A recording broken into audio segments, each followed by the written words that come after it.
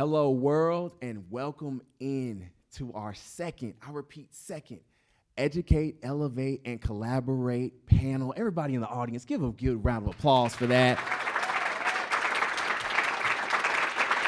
Listen, my name is Tyler Campbell, and I don't know about y'all, but it just feels good to be in the company of people instead of just being in the company of a camera. So that's why I asked everybody who is present to give that round of applause. And we appreciate everybody who is tuning in virtually from wherever you are. We do not take it lightly. This is the weekend. You could have been doing anything and everything else, but you are choosing to be here.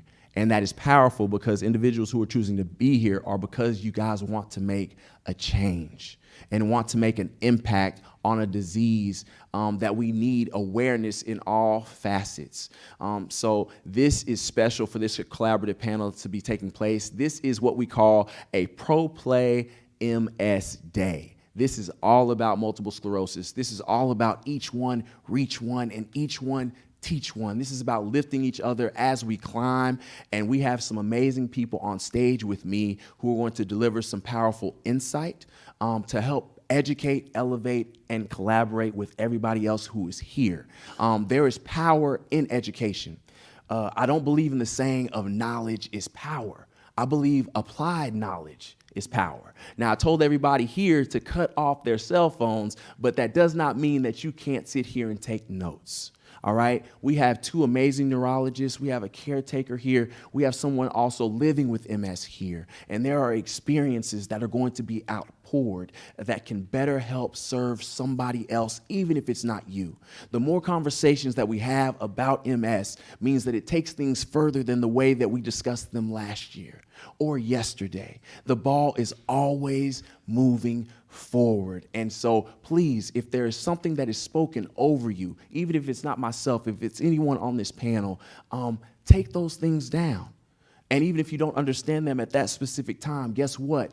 Life has a way of sending us people that we will be able to display or put that information on. And you'll say, oh my gosh, I didn't know that I was supposed to speak about that then, but I have the information so I can share it now. All right, so I hope you can tell by my voice that I am passionate about making a change and uplifting and letting people know that with MS, it's not all dark stories. All right, that is not what this disease is or what it looks like. But there are people who need words to hang on, and we're going to deliver those words today. So along with me, my name is Tyler Campbell. I am a patient advocate and an author for multiple sclerosis. It's not about me, but these amazing people on stage, these are the people who I live for and have an amazing opportunity to introduce. And I want to say this first. We are so honored to have Dr. Leorah Freeman to my left. Hey, Dr. Freeman, how you doing? Hi, nice. Joy to be here. Thank you, Tyler. Thank you, Dr. Freeman. That's my sister down there. And then I have my other sister over here from right down the road, San Antonio, Dr. Tania Reyna. How are you doing, ma'am? Y'all don't know this, Dr. Reyna is special because she actually was making hospital rounds starting at 6 o'clock this morning. How about that? And she is sacrificing to be here. Thank you so very much. Thank you, thank you. And now, MS warrior and patient advocate to my right, your left, Mrs. Shavon Williams-Wade, whose flight was canceled because of the things that are taking place via airlines from Las Vegas. My wife found her a flight, and she got in here last night. How are you doing, man? I'm so happy you came. I'm happy to be here. Thank you, man. Thank you, thank you. Girl, pick up that microphone. Pick up that, yeah. Turn that, yeah. And to my left, it's not only the patients, it's not only the doctors. You also have caretakers that help MS patients. And many caretakers are in this room right now. There's a perspective to shine a light on that. And this gentleman has always been somebody who's been a beacon of love and light in my life. Mr. Gonzalo Cantu, how are you doing today, sir? I'm doing fabulous. It's an honor to be here with all of you today. He had to grab that microphone like a pro, didn't he? I love to see it. I love to see it. Thank you for being here. So you have two doctors. You have a caretaker's perspective, and then you have a multiple sclerosis patient's perspective. This is going to be a dynamic conversation. I am truly excited about it. As I said earlier, my name is Tyler Campbell, and the title of the theme of what we're going to be covering today is Navigating Mental Health with MS and the effects multiple sclerosis has on the underserved and underrepresented communities across this country and across this world. These are in-depth conversations that we have to start happening. It's okay, you have to get comfortable, watch this, with being uncomfortable when it comes to multiple sclerosis. And that's what we're gonna do today. But without ado, I have to mention our sponsors who made this day possible. Our Pro Play MS Day sponsors, our Heisman sponsor, Biogen, we thank you, we salute you. Our All-Pro sponsor, Bristol Myers Squibb, we thank you guys so much. Our own Orange Zone sponsors, Sanofi and Genentech, all right? Thank you guys so incredibly much. Also, we have what is called our unsung heroes. And these people you have to mention as well, people that fly underneath the radar who help make this possible. The University of Texas Club, the Hyatt Regency here, who's nice enough to give us their 17th floor. Y'all can't see this thing at home, but it gives us the greatest view of Austin, Texas. And if y'all want to know why we smiling, it's because we got like a beautiful day outside and the buildings is just looking gorgeous and beautiful. So if you wonder why we smiling, it's because we looking directly into downtown, all right? And then we also have Jackie DuPont Carlson, Mark Carlson, 1011 Interactive, and our Tyler Rose sponsors, Mitchell & S, Nucara, and because this is Texas and we keep it Southern, y'all can't see it, but I got on my boots today. We got Wranglers and Cavenders. So thank you all so very much. So let's get into this, and I wanna pose this early question to our doctors, our professionals, Dr. Reyna and Dr. Freeman. Let's start with you, Dr. Freeman. When it comes to multiple sclerosis and mental health, why is that an important conversation to have coming from an MS patient's perspective? You know, I'm glad that you decided to choose this as your theme. I mean, it's such an important topic. And, you know, often when we think about our health, we think about our physical health. But our health is so much more than our physical health. There's, you know, our relational health, our spiritual health. There are many other aspects to health than just a physical health. And the mental health, I think about it as kind of the pillar, the foundation upon which our health is built. And why is that? It's because, you know, your mental health is kind of what helps you have control over your thoughts, your thought of yourself, your thought of the world around you.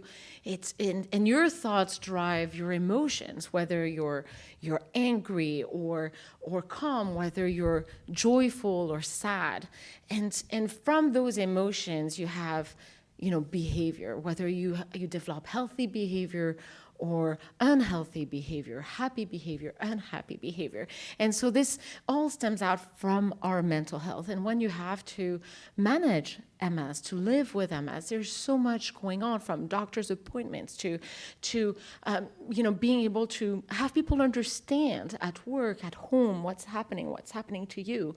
And having a solid foundation in mental health is really crucial to kind of make sense of this disease, make sense of the meaning of life through this disease, and also to be able to build the relationships you need, to build you know, your own strengths through this. So I'm, you know, delighted that we're talking about this today. It's a crucial topic. I think that's huge, and you know, coming from minority perspective, coming from a black male perspective, the topic of mental health is one that is just not often discussed.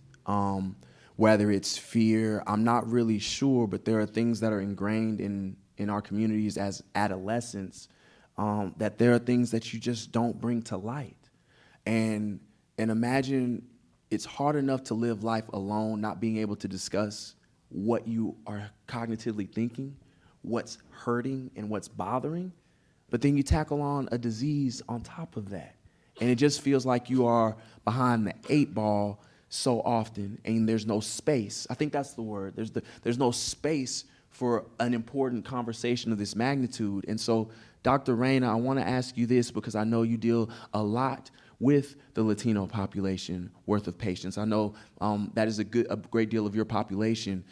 When the topic of mental health is either brought up by you or when it's brought up by you, when you're bringing that up to your patients, is it a receptive topic? Do you feel like you have to do a lot more educating that this actually does exist, that you should be aware of these things?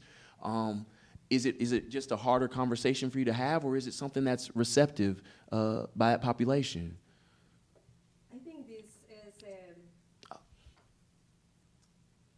Is it? You can pass her mine. We got you. We got you. We got a couple of them. Okay, so there you go. I think the topic of mental health in the Hispanic population is a little bit different, right? We like our families, right? It's la familia, right? And it is the center of our lives, right? So I think mental health, when we talk about mental health, is really in anything, right? But especially in MS, we really have to talk back of our cultural beliefs, right? So we Hispanic people tend to be pretty private, and talking to others outside the family about, especially mental health, can be very, very difficult. You don't want to talk about our problems or the challenges that we face at home, right? So it can be very challenging, right? And also, if you you don't want to people don't go get treated, especially, or ask for help, or even bring up the topic, because we think about, what if I don't want to be named crazy, right? I don't want to be considered like a crazy person. You don't want to put your family, maybe bring shame to your family, right? You always not thinking only about you, right, as a person. So cultural is a very huge topic in the Latino community, and that is why we need to talk more about it, right? If we don't talk about these things, it is becomes more a taboo, right? It is we increase the barriers that we already have as a minority. We have many other barriers, right? So if we don't start by talking about it, to letting people know that mental health problems are real in the MS population, we have a big problem, right? We know that mental health issues in MS are a lot more prevalent than the general population. We're talking about 40%, right? And it has been even worse with COVID, right? When we have more difficulty with accessing a healthcare provider, when maybe the healthcare provider doesn't understand the language or the culture, when we don't have health insurance, or the insurance plans don't cover mental health. So it is very complex, and I'm really glad I second Dr. Freeman's opinion on, we need to talk about this. It's like we need to talk about Bruno, right? Oh my gosh, my kids are probably laughing. So if they heard that's Disney Plus. See, that's how you relate. That's why I like this, because y'all get to see that doctors are actually human people. Like they actually, so bring this. So this was off the wall. This was totally off script, because they actually wrote the rest of what I was going to talk about in our rehearsal. Yeah. Oh, you're okay. You're okay. You're okay. What I was going to say was, we covered the topic of shame. Yeah. And this came birthed out of something else, because this is an important topic, I believe, because as MS patients, you get bogged down, and then there's an added level of shame that you experience mentally. And I don't know who wants to start between you two, but I've thought that was important and imperative that people were able to hear that, because that is the feeling, or go-to feeling, of that unworthiness, that I don't matter, that there's no value in my emotions and what I'm feeling, thus bogging us down. Can you comment on that too, from that perspective? Yeah, it was really so interesting, when we were kind of, all kind of preparing for this event, and that topic, came up, and and I was really reflecting after that about, what is shame, and how is shame ever valuable? And really, when you think about it, shame is only a valuable emotion if you have control over a situation. So if there's something you can change about yourself, about the situation, to make it better. So shame, for instance, if you say something hurtful to a friend and you feel shameful about it, and you get to, that shame allows you to apologize, to then reach out to bridge that relationship and change your ways. But shame over something that you have no control over is an emotion that's just not, it's not just that it has no value, it's that it is absolutely detrimental. Why? Because just as you said, Tyler, it brings that sense of unworthiness, sometimes even guilt. I have patients that come and, to see us, and it's almost like they feel that, well, if they had eaten more healthily, or if they didn't smoke, they would not have MS. So from shame comes that sense of unworthiness, comes that sense of guilt. And really, we have to be able to talk about it, but sometimes what's hard about talking about shame is that because it's hidden under a pile of other emotions or other, feelings that we can have. Anger, resentment, isolation, feeling alone, and we have to unearth the shame, shame is what we feel, be able to verbalize it, to be able to get through it, to not feel that guilt, to not feel that shame anymore. And I think it's really important to, have these conversations with, as doctors and patients, to be able to go to the bottom of our emotions, and because bringing them to light is the beginning of recovery. It's the beginning of an understanding of self and of connectedness. If we feel shame, we cannot connect with others, other people who are like us, other people in our families, other people, our doctors, our patients for us, and so really I think that, this concept of shame, again, we need to be more open, more vulnerable about it, but first step is to kind of recognize it. I love it. And I will say this, you're under the gun, Doc. 1 minute, doing 1 minute, 30 seconds. Yeah, no, I just wanted to let you know, because I know this, y'all have to understand, this totally derailed our practice. We went in on this subject, so I knew we had to speak about it. So shame is an endemic in our society, right? It's our kids, our adolescents. We are dealing with this. This is a daily thing, right? And more so when we're dealing with a chronic condition, right?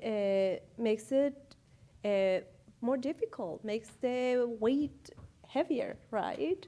And the only way to deal with that is to recognize it, right? To go deeply and thinking about what is this that I'm ashamed of, right? Going back and recognizing that feeling. And really, in my view, the only way to make that better is to become more self-compassionate, right? To really go back and weave a little bit of love in your body, right? Thread by thread, right? And acceptance. Yeah, this is it. Yeah, but it doesn't change me, right? It doesn't change the fact that I'm a human and that I'm learning and that I have the capacity to accept that shame, move forward, and love myself, right? It's just keep, otherwise it's a chain, and it's our families, our kids, our everybody, right? So we have something that we all need to work on. I love it. Y'all are talking that good talk today. Ooh, this is gonna be good. Thank y'all so very much, and that just gives people an idea of the beginning of things that we're going to be discussing. As I stated earlier, none of which we're taking place today is possible without our amazing sponsors who came on board.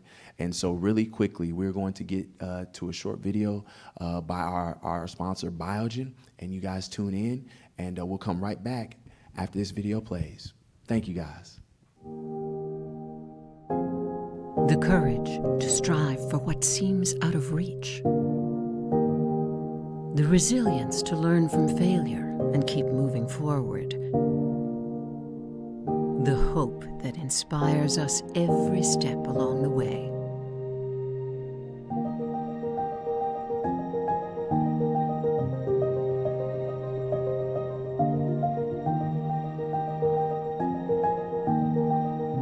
Deep within the biology of the brain is a set of intricate instructions that define who we are, how we move, how we think, our very sense of self. Sometimes these instructions fail. Our body becomes unable to read or respond to the signals, or something in the code itself goes wrong. When the errors reach deep into the brain, our complex neurology and natural defenses make repairing them all the more challenging. Neuroscience is the next frontier. The risk of failure keeps others away, but at Biogen, we are not afraid to go where others won't. Not because we can, but because we must. At Biogen, we are pioneering new science that takes us deep into the body's nervous system and stretches wide across digital networks and patient communities to better understand and preserve the underlying qualities of our essential human nature. Science that transforms patient lives by improving mobility, breathing, vision, and brain health. Science that seeks to solve societal problems and create access to innovation. Science that acts with purpose to address the urgent and long-term challenges facing humankind. Science that is inspired by the diversity and passion of our people. Courage, resilience, and hope. These are the qualities we seek to preserve. They are also the qualities that drive us to preserve them. Biogen, where science meets humanity.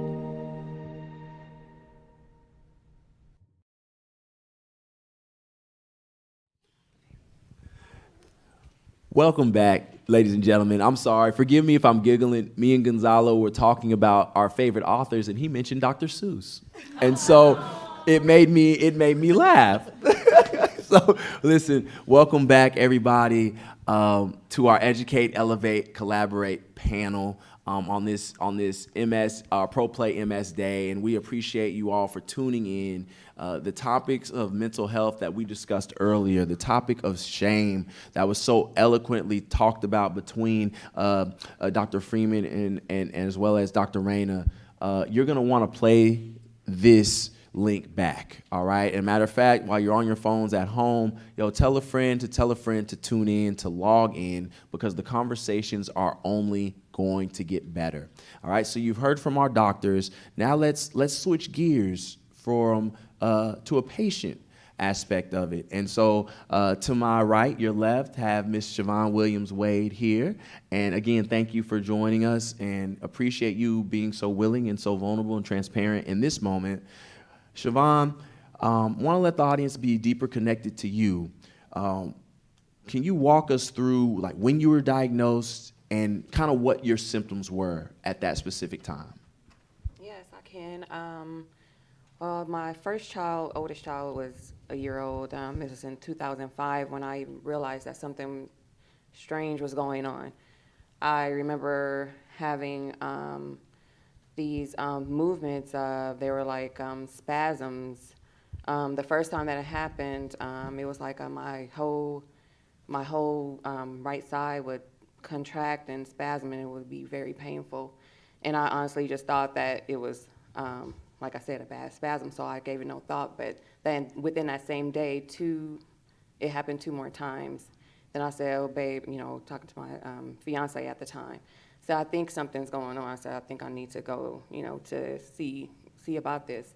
So I went to emergency room and was admitted, and they ran tests, MRI, spinal tap, and yes, MRI, spinal tap. And what they wanted to rule out was Wilson's disease and also lupus.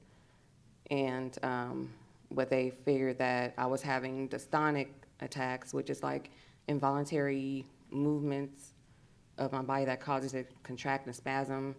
So that's what was going on with that. And that's when he said that I could have a possibility of MS and diagnosed me with demyelinating disease at the time. I was with him for 4 years. That's when I went ahead and got a second and third opinion, and both doctors definitely said, for beyond the shadow of a doubt, I have multiple sclerosis. So to answer your question, I wasn't diagnosed until 2011, so 6 years after. And yes, so hearing that, but now I have 5 kids. Yeah. Hand clap for that, man. that is unbelievable. Keep going. I didn't mean to cut you off. Hey, okay. praise that.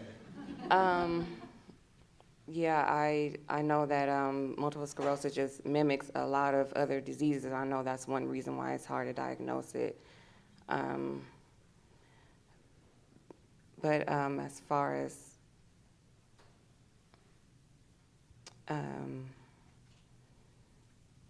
yeah, so Yeah, like it was. So here's what I also take away from that.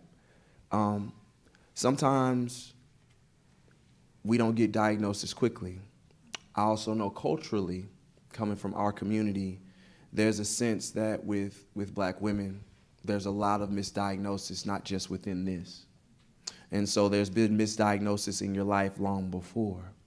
And so 4 to 6 years later, that's a long time. Yes. I know that within our community, which is more awestrucking that I want people to take away from this, is the fact that for women listening in, to know that it's possible to bear children with the disease that we have. And I think that's very special, because the pregnancies were not easy. no, they weren't actually. They weren't easy. No. And so what were the pregnancies looking like? Because I think for men listening in, we don't know what that's like to, number one, have to carry a child, but then carry a child with MS. Yes. So what was your pregnancy experience like? And why do it more than one time? Right? I know think it sounds like it that's must what not a lot have of been that women are bad, saying. right? Yeah, I want, yeah. And but because I know that. But go ahead. Go ahead. Yeah, so my second pregnancy, like I said, my first child was when she was a year old when I was around the time when I was having issues with multiple sclerosis. So yeah, it was tough. I have something called tremors that I get whenever I have flare-ups or relapses, if you want to say that, where kind of look like a person that has Parkinson's disease, where my whole trunk area shakes involuntarily. So when I was pregnant with her, I remember being extremely fatigued. I had to actually stay with my grandmother for a while, so she, to help me, because I was so weak. My tremors were going haywire. I remember almost nonstop during my whole first and second trimester.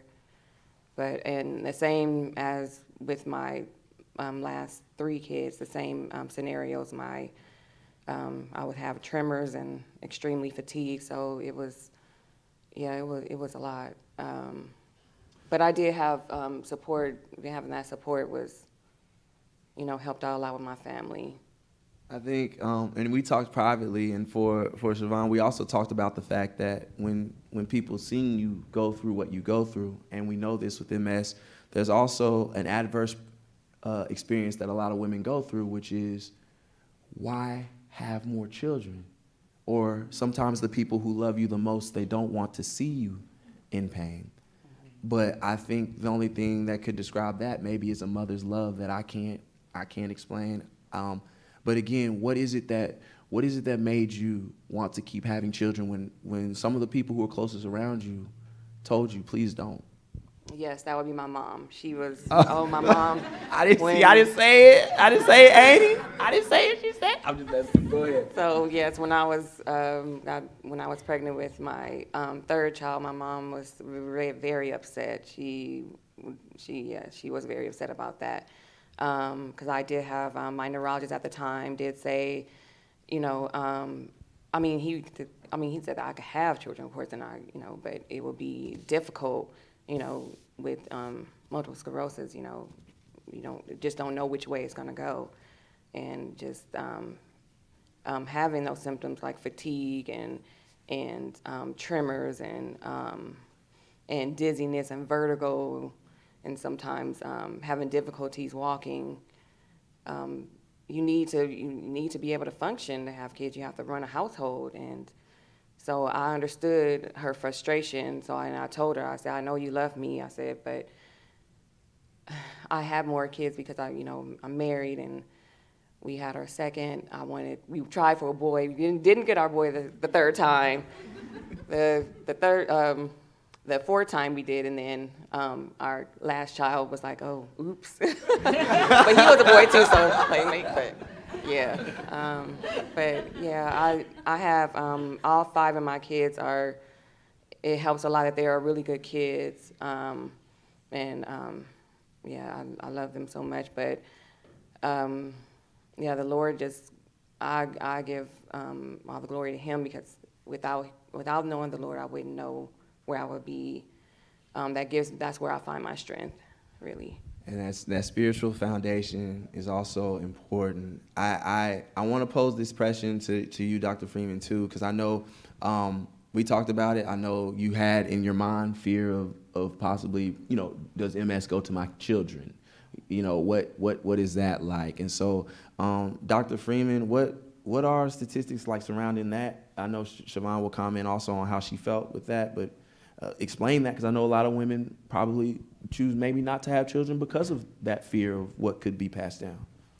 So I want to preface by saying that I am a fellow mother of 5, and I am greatly in admiration of Shavon, and for me, I feel like I get so much a sense of purpose from having this big family around me that I can totally understand why you went through what you went through. And I think that, for me as a physician, I love counseling my patients about, we want you to live the life you choose for yourself. Some people choose to have no kids, and that's totally fine. But for those who want to have children, our role as physician is really to allow them to do this as safely as we can and to counsel them through. And the question of the risk for children is one that does come up in those discussions. And there are studies that are being done.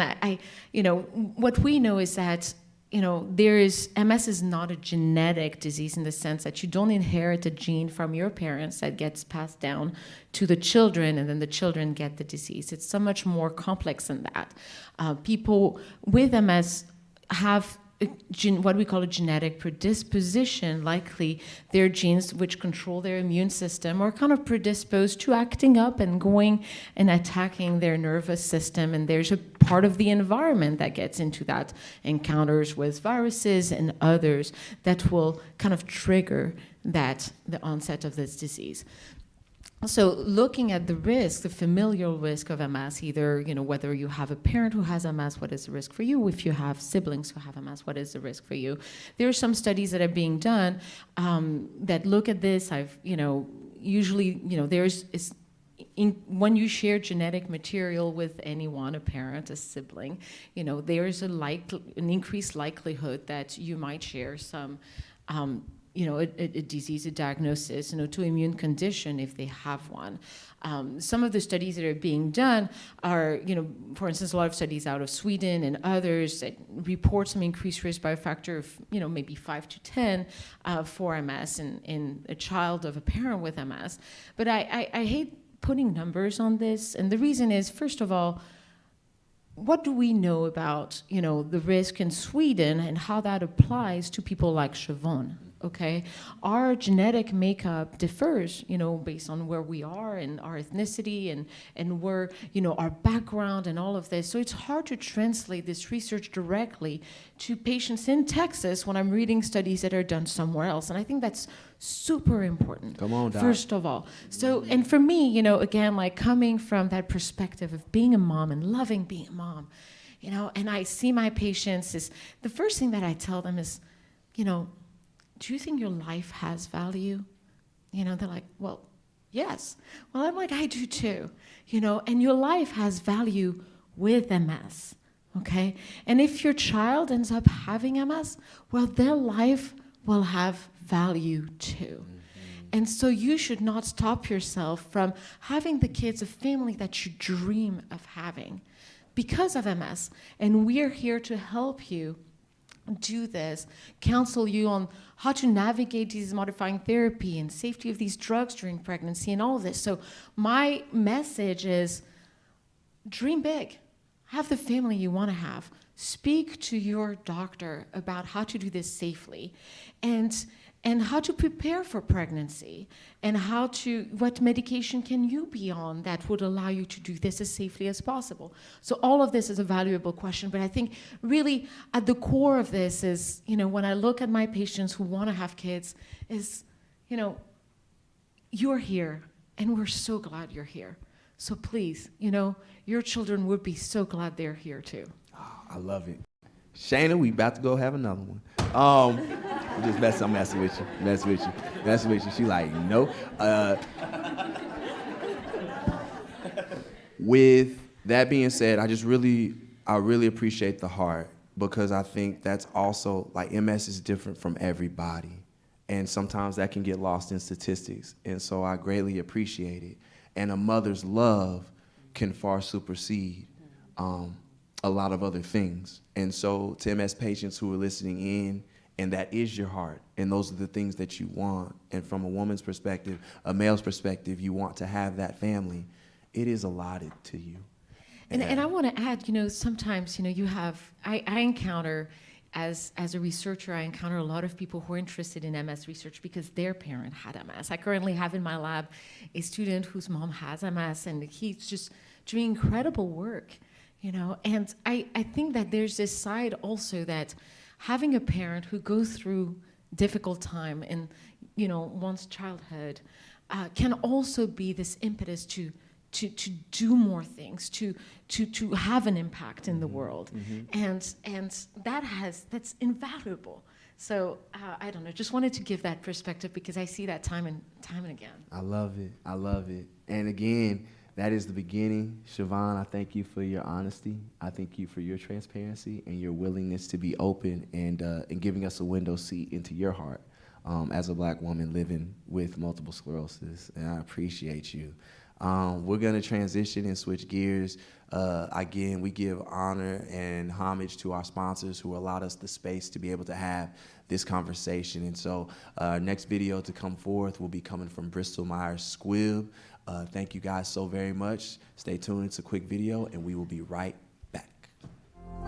At Bristol Myers Squibb, we believe that a single touch has the power to transform, to help make every day better, fuller, happier, healthier.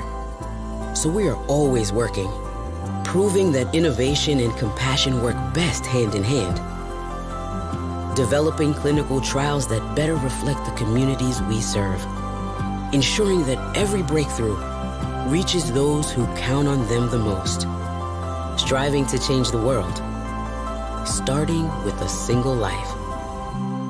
Yours.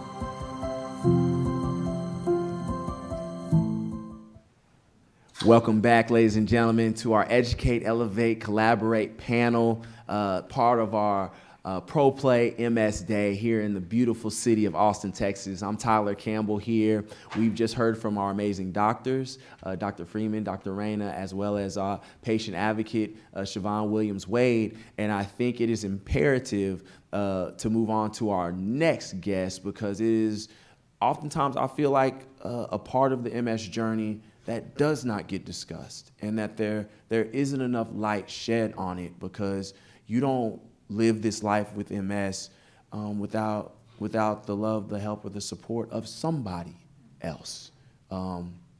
It's a hard road to travel, and oftentimes it's just our caretakers that I feel like don't get discussed enough, and hearing their side of this MS journey. And so my gentleman to the left of me, when I speak his name, I literally speak love. When I see the name Gonzalo Cantu, I literally think of L-O-V-E. And when I think of you from a caretaker's perspective, congratulations, because April the 7th, you and your amazing queen celebrated 21 years of marriage? Hey now, come on now. So I want to ask you this.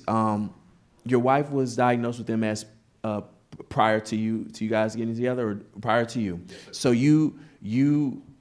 what what was it like? Because this is often, I want to dive into your heart because of the dating perspective. You have a lot of people who have MS, male or female, that either don't want to reveal that, try to shun that, or feel like because of this, I am not allotted the opportunity to love somebody else. Or they're only going to get a certain part of me. They're not going to get the MS, all of me. And so from a male's perspective too, but also what was that like for you with her? So in 1998, my wife Christy was sensing some tingling, some numbness and weakness in her feet and her legs. So she went to the doctor, several doctors, specialists, and finally ended up getting a spinal tap and an MRI, and that's where she was diagnosed with MS. But we met in 1999. And we began to bloom and blossom as a couple. And we were 6 months into our relationship. We were at home at my house watching a comedy. I was laughing hysterically, but I noticed that she was crying, and it was a different kind of cry. So I paused the video, and it was at that moment that she told me and revealed to me that she was living with MS and explained to me what MS was. But initially the shock of not knowing what MS was really took me aback. But I loved this woman. I was in love with this woman, and I knew this was going to be my wife one day. So I just told her that, whatever we are going to do with this journey, we're going to do it together. And that meant she needed to educate me. I needed to be further educated to learn about what her MS was, and that way we could tackle it together as a boyfriend and girlfriend before we got married. But it was a great journey. I didn't know what MS was. So I went back to my parents. Mamá, papá, ¿qué es eso? I went to my brothers. I went to my tíos, my tías, my primos, the homeboys, the homegirls in my barrio. Nobody knew what MS was. ¿Qué es eso? Nobody. So we were in the dark in my community, in my world. So I had to then, as my relationship blossomed and we got married, I had to educate my family, my friends, my community. So in other words, when we walk into a room, we come in a little bit differently. She may have a cane, she may have a wheelchair, but when we walk in that room, we brighten that room. We tell the world, hey, we're as one, and we've never lived our life as a married couple, 50-50, never. It's 100-100, and we are solid. Man, I love that. I love that. So I think y'all can see why I said I think of love. I don't just make that up. I mean, this is him 24/7, 365. This is he and his wife. And so I wanted to say this because I know you have a lot that you pour out into your wife, into your family, y'all's children. You pour out a lot. As a caretaker, how do you replenish what you continue to pour out so much on a day in and day out basis? It's not easy being with us. And we know that. And it's tough. So how does Gonzalo take care of himself? How can caretakers also replenish their cups because they pour out so much? Well, when I took this responsibility, this honor to marry this woman, I took it wholeheartedly, and I knew what I was getting into. We had children as well, so this affected them as well. Our lifestyle changed just a little bit. So in our household, we have a wheelchair planted, we have chairs planted, we have straps so that when she falls, if she falls, we're able to pick her up. So we're prepared for all of that. And we live our journey as a family that way. But when I see the bravery, the courage, the resilience, the ganas, the desire, the si se puede, it can be done, I feed off of that. And, there's no more energy that I can get than from the will and the strength of my wife. And we celebrate every morning and evening as a couple, right? And any journey, any wall, any road, any hiccup, we will conquer one way or another, but we do it as a team. And I just feed off of her bravery and her energy, and, it just makes me the man I am, the father, the husband, and, the citizen. I'm a reactionist. So if I see a hood up in the grocery store, she knows I'm gonna pull around. If I see that she's stumbling just a little bit, I'm at her side. If she falls, I go down with her. We may have a bit of a pity party, and then we wipe that away, we stand up, and we move forward, and we learn from each other, and it just flows over to our community as well, and they see us as a strength, and we think that's an honor. And I think that's the thing is you never know who's paying attention. You never know who's watching because you may be the only MS somebody sees. And so based off of how you handle what you are living with, that may change the perspective that somebody views MS with. And so when I think of Gonzalo, I want you guys to think that too. It's awareness is a word that comes to mind with you and yours. And so Dr. Reyna, when we're talking about like from a caretaker's standpoint, especially coming from within the Hispanic community, what is the advice that you also offer? Like you're probably in a doctor's office, maybe someone is newly diagnosed.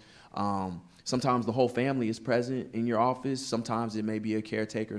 How do you go about that news and knowing that there's a change and just I guess further talking to the caretaker or everybody else involved about MS and how it affects them too? So having a caretaker is a blessing, right? Look at that, right? And it is a combination, right? It's a blessing for the two parties, right? It's a blessing to have somebody taking care of you, and it's a blessing to care for somebody, right? So it is, as you said, I completely agree, 100% both ways, right? In the Latino community we're all about family, right? So we really embrace taking care of each other, right? We do it to the point that I feel like the caretaker can forget about themselves, right? And I see some caretakers sometimes, the patient is like a perfect condition, right? The patient, right? And the caretaker, did you sleep right last night? How's your diet? Are you eating right? When is the last time that you went to the doctor? My patient is here on time, every single time. They go to their appointments for other issues, for the infusions, for everything else. And when was the last time that you went to the doctor, right? When is the last time that you had a vacation? When is the last time that you had a break? When was the last time that you did something fun, right? Reading a book, taking a nap. It's just, sometimes it's hard, right, for that caretaker because they're doing it with love. And for patients sometimes they feel like, okay, no, they're doing too much for me. Like, I don't deserve this. Yeah, patients deserve to be loved. Patients deserve to be taken care of. But the caregivers deserve to have a break, right? Deserve to have their time, right? Deserve to be loved back, right? So I usually tell them, especially in the Latino community, right? Faith is so important, right? Go to church. Have a coffee with your friends, go to a church meeting, go to do something besides being a caretaker. Do something besides being a caretaker. The patient will appreciate that too, right? He's coming back and with energy, fulfilled, happy, healthy, right? So it's education, right? So we can give and we can take, right? But it's both ways, right? It's really both ways.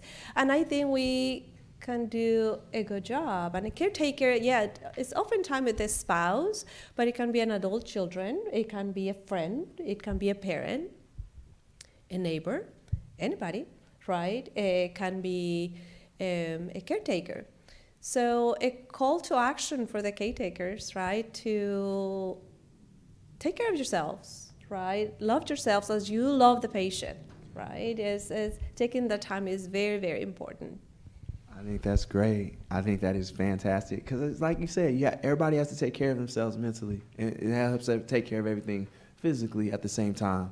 Really quickly, in your own words, being a caretaker, what advice do you have for those listening in who are caretakers, not just the Hispanic community, but just in general? What advice do you have?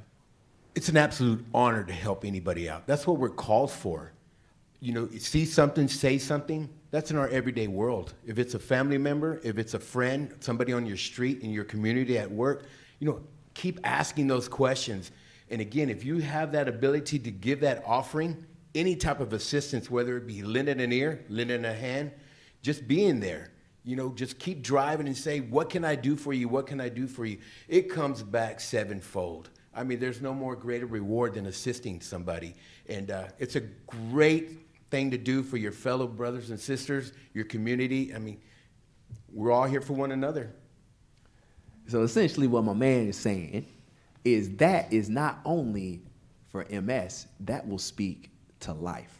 Hello? And I think if we had that mindset a lot more in this country that we live in, my goodness, we could diffuse a lot of tension that we have here on a routine and regular basis. So that being said, I thank you, Gonzalo, for your heart. Thank you, Dr. Reyna, for pouring in. We're going to get to appreciation of our next upcoming sponsor as well through this video, through Novartis. Thank you guys so very much for supporting us. And so you guys get ready to tune in, and we'll be right back.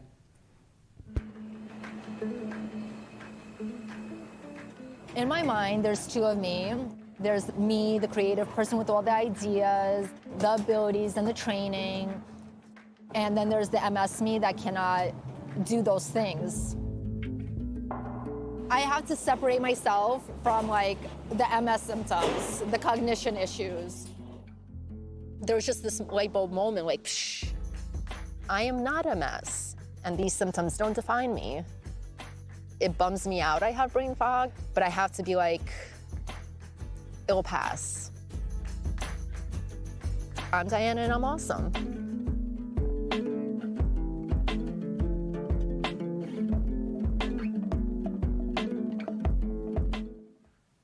Hey, thank you so very much, Novartis. And we want to keep the giving tree going. Another special shout out of thanks to Genentech. We appreciate you all. Stay tuned. We'll be right back after this video.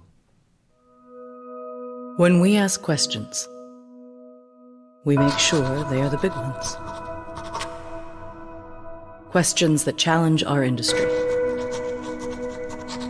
Questions that push the boundaries of science. Questions that take us beyond our labs. There's a reason our work has a bigger impact. We ask bigger questions. Thank you so very much, Genentech. Wow, y'all, this time has really and truly flown by. My heart has grown since the beginning of this, and I hope that you all at home, as well as everybody in attendance, has as well. Shavon, I want to come back to you before we get to our doctors for closing remarks from their perspective. I just wanted to ask, as a woman living with MS, how is it, in our community, there's not as much discussion about it. Black women are getting diagnosed at a more rapid rate now. For your insight, how is it that you go about taking care of yourself? We asked Gonzalo how he takes care of himself. The doctors commented, for you, how is it that you go about taking care of yourself and doing something for Shavon? Well, I do like spending time in prayer with the Lord, and I even like to, I try to eat a healthy diet. I try to be strict with that. Definitely take vitamins. That's another big thing that I do like to do. Spending time with my kids. I'm a big kid myself, so that's a lot of fun. Sometimes I just like listening to music and just relaxing. So for the most part. I thank you for that. I just wanted someone to also understand, because we're human. We like a lot of the same things. As a matter of fact, we're more alike than we are different. Sometimes the world will have us to view things opposite of that. And so I just wanted to share that with you, because I know that what you all had to say from a caretaker and patient perspective will speak to the hearts and minds of somebody who's out there. To our doctors, Dr. Freeman and Dr. Reyna, I want to pose this question is, upon being diagnosed, for me personally, the one word that I could describe what I felt being diagnosed with this disease, the initial was alone. And as MS patients, we're susceptible to experiencing an added level of depression with this disease. And so what bridges are in place, or what should we be seeking to help us over the troubled water that we experience as depression becomes more of a reality upon being newly diagnosed with MS? So we see this all the time, right? And with like any other chronic condition, right? You initially a diagnosis just had this moment of grief, right? That can last weeks, and sometimes that grief becomes your reality, right? So I believe we'll have to take that process, take it in, digest it, right? See the new reality. But it changes, right? Even if you get into terms of your condition, right? It kind of the cycle repeats because this is a relapsing condition, right? So you have a relapse and you go through the moment of grief again, right? And you have to transform yourself so many times. It's kind of a constant transformation. What I would say to my patients is that you're more than your MS, right? So the MS, you have MS, but the MS doesn't have you. And yeah, you go through all the cycles of grief, depression, anxiety, the whys, why me, what's my family involved, right? And it's okay. We have to go through the process, right? But to know that they're not alone, right? It's the grief process. Remember, MS is in the brain, right? So it changes your chemicals, so you're more prone of having mood changes, right? You're having anxiety. I see it often more than depression, irritability, right? And we are cranky, and we're cranky with the world, we're cranky with our family, with our children. We don't have patience. And that could be a manifestation of depression, right? I see it more as irritability, right? Very common. So one is, it's okay to have those feelings, right? It's okay to go through the motion of that feeling at that time, right? But becoming more resilient and getting stronger and more flexible with the changes that patients living with MS experience regularly, it's important. So creating a goal, changing your mindset that things can get better, that it's not static, right? Especially in MS, things are not static, that there's help out there, right? It's definitely help out there. It can be your physician, it can be a therapist.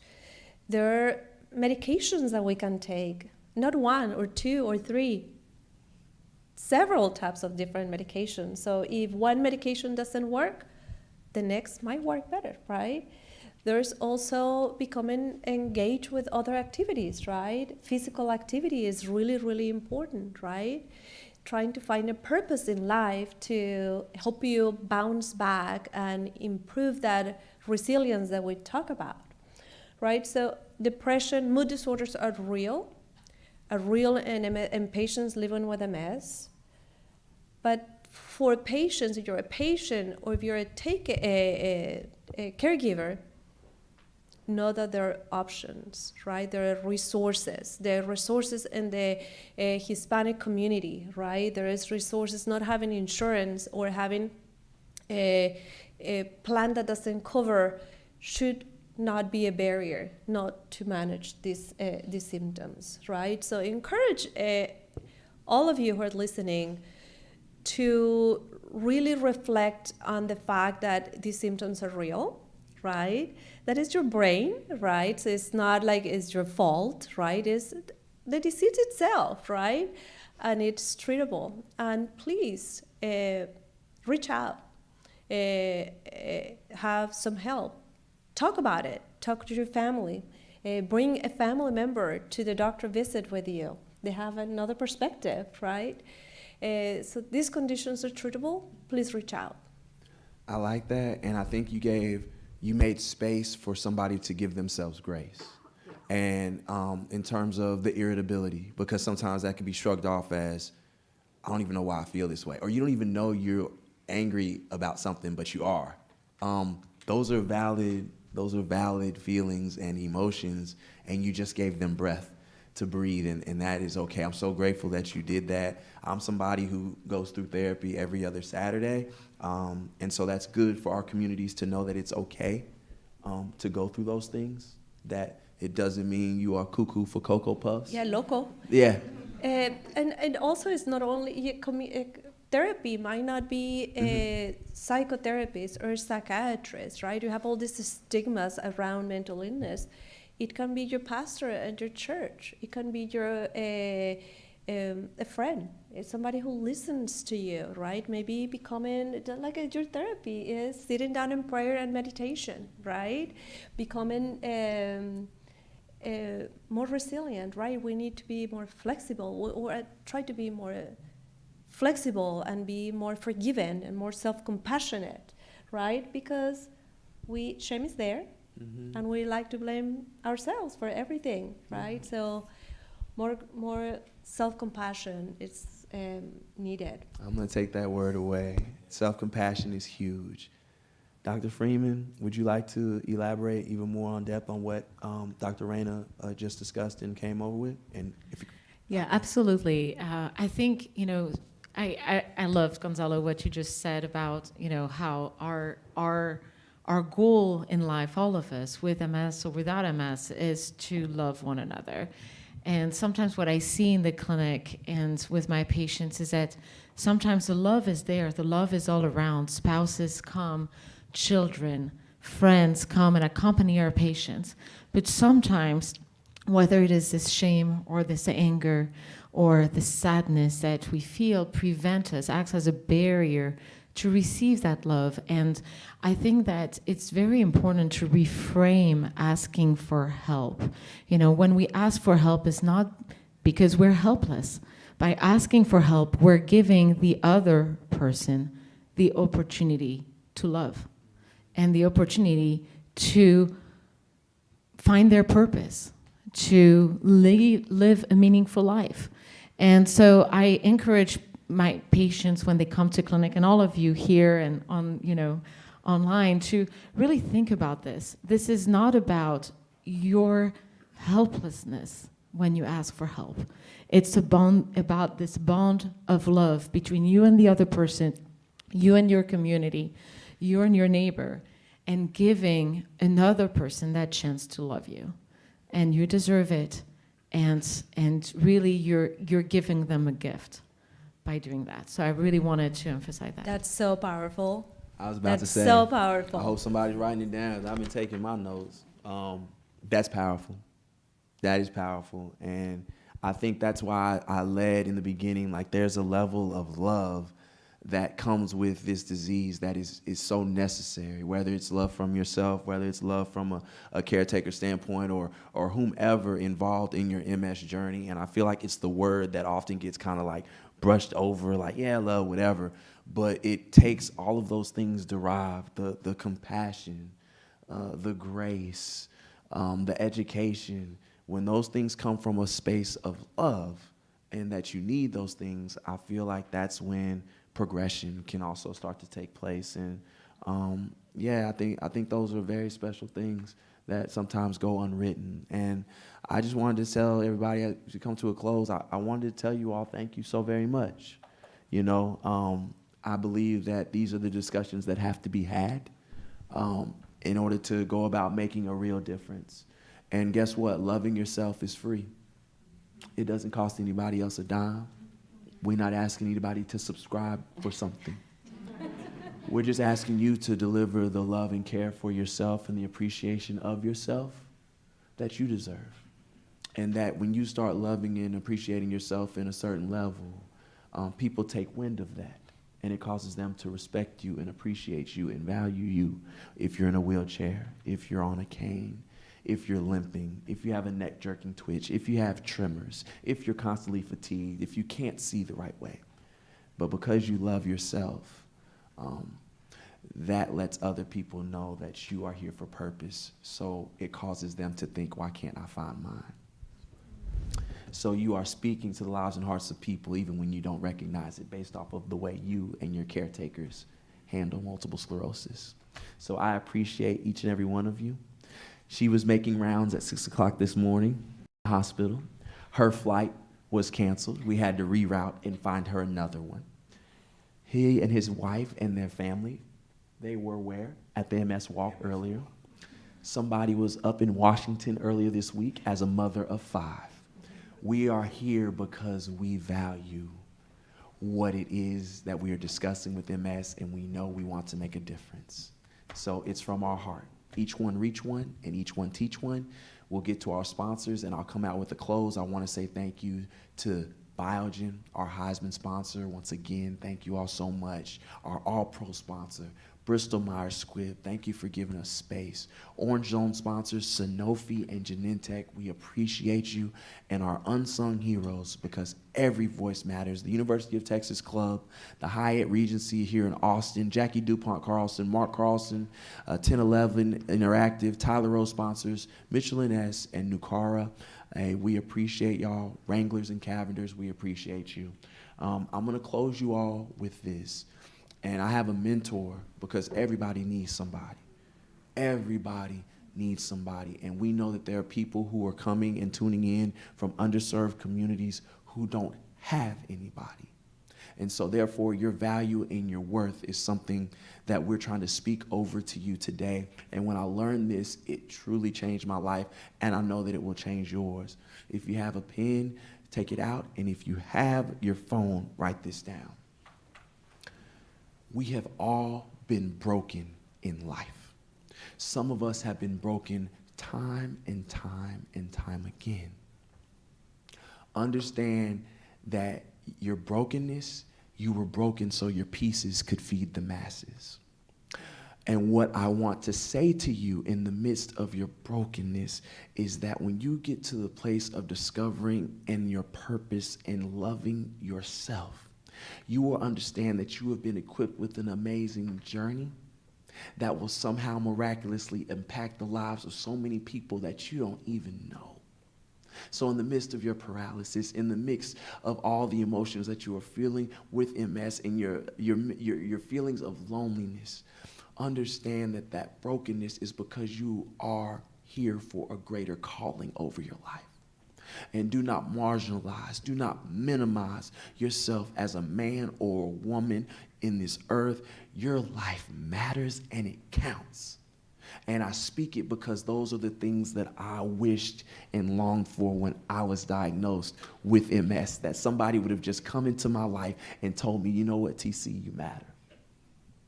Like, TC, you can have your legs taken away from you, but your heart is still good. Like, you still have a voice even though that your limbs may not be functioning. And that with this disease, you can do more than you could have ever imagined. Because when we started this stuff, I never would have thought that I'd be sitting next to you and 2 amazing doctors. But I understood that I was broken so that my pieces could feed the masses. And the same is true for each and every person in this room.